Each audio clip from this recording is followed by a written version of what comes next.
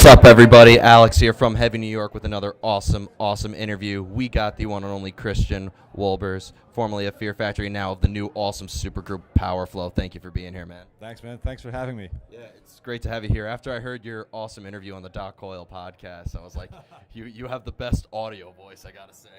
Well, actually, this is a funny story about that because around that time I was doing a radio show for Dash Radio. Yeah.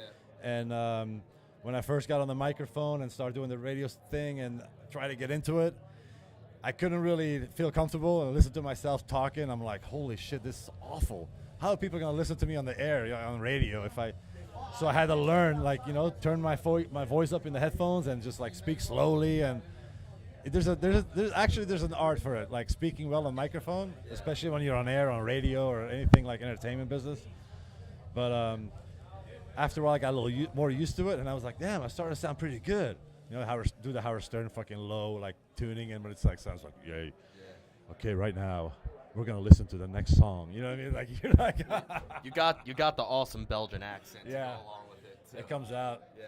But you released the debut record by Powerflo, and it sounds absolutely badass, featuring Billy from Biohazard and members of Cyprus Hill and stuff like that. Yeah. So how's the record cycle been so far?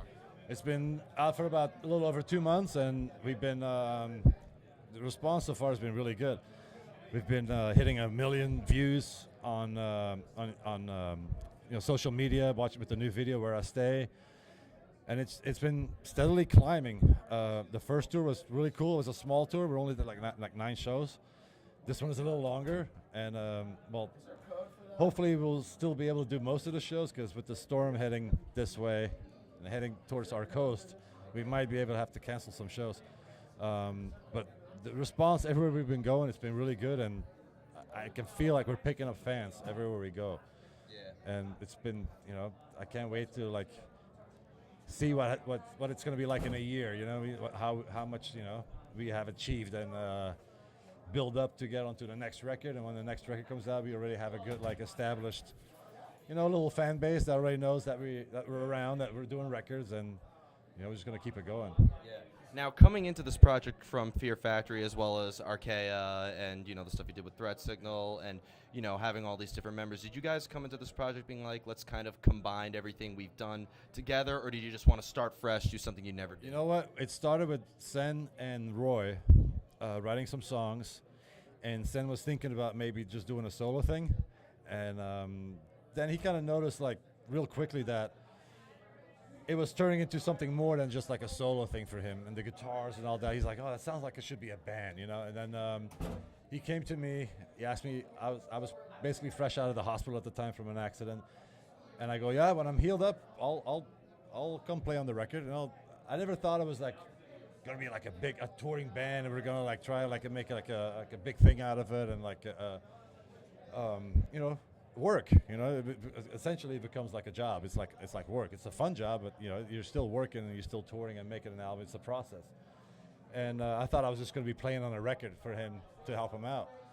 And then I'm involved in the record, and then also Fernando gets involved, and Billy was the last. Even though Billy had written some songs with Sendog for this project already, he wrote some songs on the side. Sen and Roy and another producer wrote some songs on the side. Me and Fernando wrote a couple songs on the side. So it was not really all of us sitting together. We kind of there was 3 different little teams of songwriters. And then once we had enough material, we combined it. And then Billy came in the fold. Billy was around because the songs that he produced, he was finishing them. And we kept pushing him like, dude, how are you going to have songs in the album and not be in the band? And he's looking at us I don't know. He's no, you got to be in the band. And then he's like, oh, no. And then a couple days later, we're pushing him again. He goes, all right. Yeah, now it's a full band. So then it really felt like it was a band.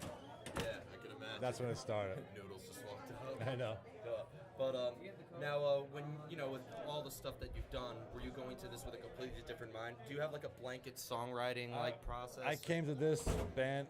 Actually, the song that I wrote is the first song on the record. Where I Stay? No, it's My MO. Okay. You can kind of tell with the first riff. It has Fear Factory, the typical picking in it. It's has a bunch of triplets and stuff. And I lost my train of thought. Um, that song, I only wrote one song on this record. Okay. Billy wrote like 3 or 4, and then Roy and this other producer and Sen wrote like the rest of the record. Sen just kind of like listened to everything and just kind of like, didn't really like analyze like, oh, I want to do this and that. He just got the song and he just like started slapping vocals on it, and it was all about on the spot and vibe, and nobody was really thinking stuff out. We weren't really like, okay, like planning everything. It was for me, it was really like, you know what? I'm just gonna have fun, play on this. I'm not gonna think it out. I'm not gonna sit here at home like practicing the songs. I just walked in the studio. Okay, let me hear the song. You know what I mean? It's just kind of like went with the feel and the flow, like very nonchalant. And at the end of the day, I think, and then people start liking the record really a lot, and really feeling like, wow, you guys really you guys really worked hard on this. And I go, yeah, we worked hard, but it was fun working hard. It was not like we were sitting there like sweat. Oh, what are we gonna do? How are we gonna combine all these styles together? We weren't sitting there overanalyzing anything. It was very natural. And now we feel after the record came out, we're like, oh shit, listen to the response, and people are really liking it, and I was kind of like shocked by it. I was like, this is so simple, this music. To me, this is like almost like people would look at me like, dude, what are you doing? And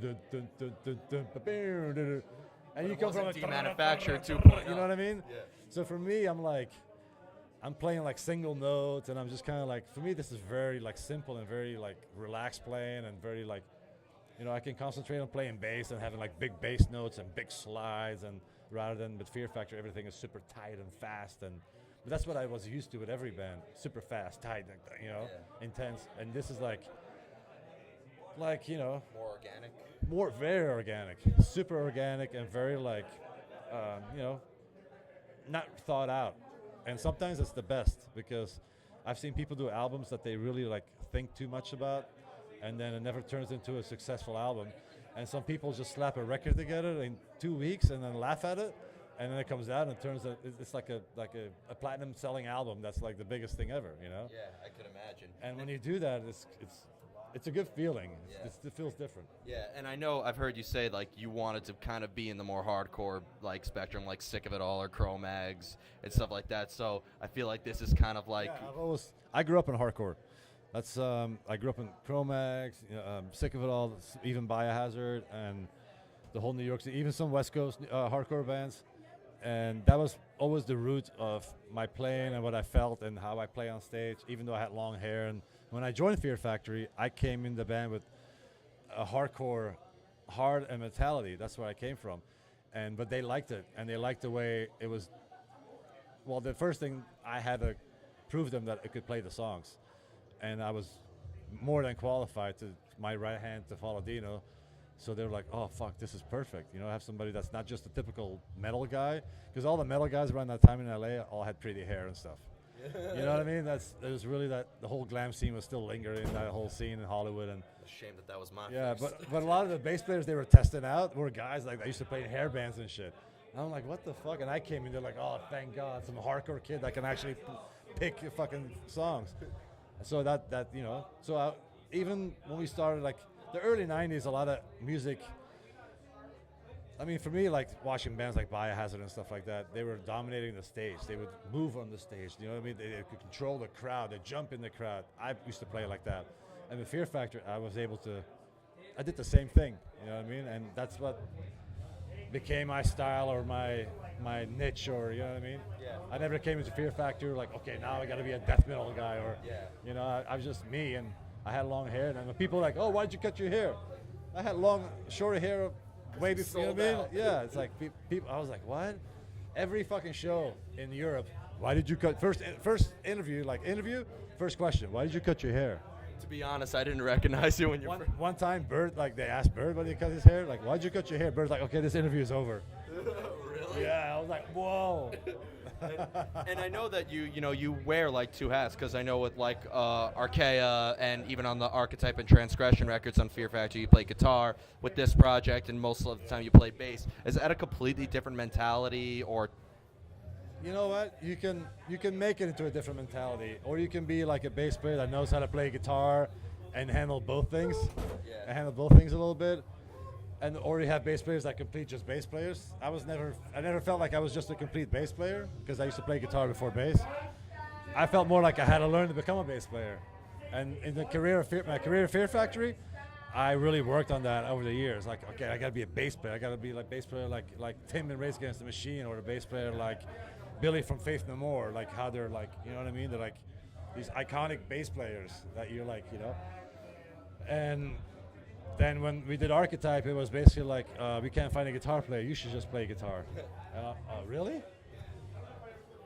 Okay. And then I just like listened to the songs. Oh yeah, I think I can do it. You know, like Monty Connor seemed to like it, right? yeah. I mean, it was a great record. It was a good vibe. To me, even with the song My MO on Powerflo, the first song, I played guitar and bass on that song. Oh, really? On the record. And I told Billy, you should just play it because you're the guitar player in the band. Just replay it. And he's like, no, it sounds tight. You play it tighter than I do. Because he's the, you know. Yeah, and I'd imagine, you know, with He goes, doing no, just leave it. He's like, well, something completely this is so different from Fear Factory. I almost feel like. And one final question I want to have before we go. I know you also produce a lot of work. I know that you worked with Snoop Dogg, and like you've produced the Earth's Blood record by God Forbid. I followed your career forever. But like when you're making music for other people, is there? Sorry if this sounds a little off, but like, is that a little less of creative freedom in that because you're kind of like working for someone else? Or no, sometimes that allows you to use your. When those people usually come to you, they're like, okay, what can you bring to the table for me? So usually they might guide you. Like, I want something that sounds like dub or like reggae or like, and I want a rock chorus. Yeah. Like DJ Marks from Cyprus Hill. He would always approach me when I was working with Cyprus. He'd be like, okay, I want a song that sounds like, you know, I want a really rock chorus, a big chorus, and the verses I want some dub shit. He has like a vision. So then I would just follow those guidelines and try to come up with, you know, whatever I can come up with. of course. So it is still creative freedom, you know. Yeah. But it's like, you know, when people give you a movie script, you got to have some kind of a path or a lead to follow. Sometimes, you know. Yeah. Well, I mean, there's a lot of musicians like Logan Mader produces a lot of stuff, and Adam He's really D from good. Killswitch. Yeah, he's really. Yeah. Some of those guys, because you can tell they used to do like a lot of music in their own band. There's a lot of guys right now that are super really good, like even like the Gojira guys. You know, a lot of people are handling their own ship, their own like motherboard, everything. Like some guys are really talented, and I think with technology has been changing it. It's been making the music a lot better. I mean, Yeah. Exactly. you're able to do things that you normally can't really. There's technology now. It's insane. Exactly. So I want to truly thank you so much for your Thank you, time. It's an honor to meet you and Appreciate it. finally talk about music Send me with a you. link. Yeah, Send- definitely. yeah. Definitely. And is there anything you want to promote, like tours and stuff like that? So go pick up Powerflo, new album. You can get it on iTunes. It's out on New Damage Records. Go to www.powerflowmusic.com for any merch.